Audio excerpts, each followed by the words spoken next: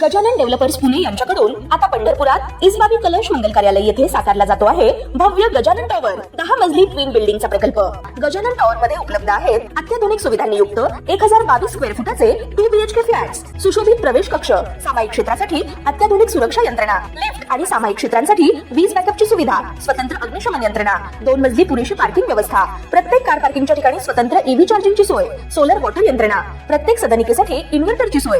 इसबाबी कलश मंगल कार्यालया शेजारी साकारल्या जात असणाऱ्या गजानन टॉवर मध्ये आजच आपल्या हक्काचा आणि आधुनिक सुविधांनी परिपूर्ण अलिशान फ्रीसाठी संपर्क क्रमांक 7676700025।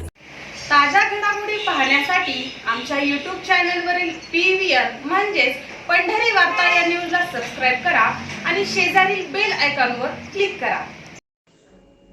पंढरपूर शहरात सध्या अधिक मासाचे वेध लागले असून दिनांक 17 मे पासून पुरुषोत्तम मास तथा अधिक मास सुरू होत आहे।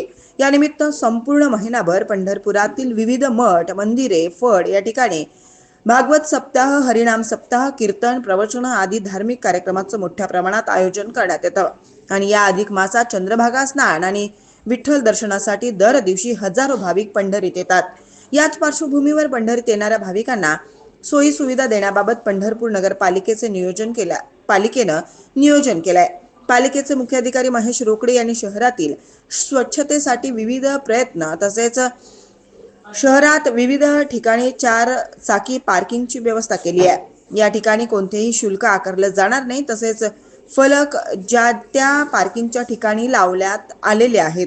येणाऱ्या भाविकांना दर्शन झाल्यानंतर शहर एकदम स्वच्छ आणि नीटनेटकं दिसण्यासाठी पालिकेचे प्रयत्न सुरू आहेत, अशी माहिती पंढरपूर नगरपालिकेचे मुख्य अधिकारी महेश रोकडे यांनी दिली। 17 मे पासून सुरू होणाऱ्या अधिक मासानिमित्त पंढरपूर शहरामध्ये येणाऱ्या भाविकांच्या संख्येत मोठ्या प्रमाणात वाढ होणार आहे आणि त्यामुळं प्रशासनाच्या वतीनं भाविकांना चांगल्या सुविधा देण्याच्या अनुषंगानं वाळवंट परिसरामध्ये स्वच्छता, त्याचबरोबर त्या ठिकाणी शौचालयाची व्यवस्था याबाबत नगर परिषद काम करत आहे। तसेच 65 एकर परिसरामध्ये सुद्धा वारकऱ्यांना राहण्यासाठी आवश्यक असणारी शौचालय, स्वच्छता, तिथं त्याची देखभाल, 65 एकरची स्वच्छता याचंही आपण नियोजन करत आहोत।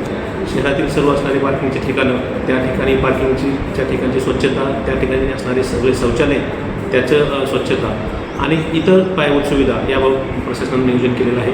मंदिर परिसर आणि प्रदक्षिणा मार्ग यावरचंही स्वच्छता आणि त्या ठिकाणी वारकऱ्यांना गैरसोय होणार नाही या अनुषंगानं आम्ही नियोजन करत आहोत।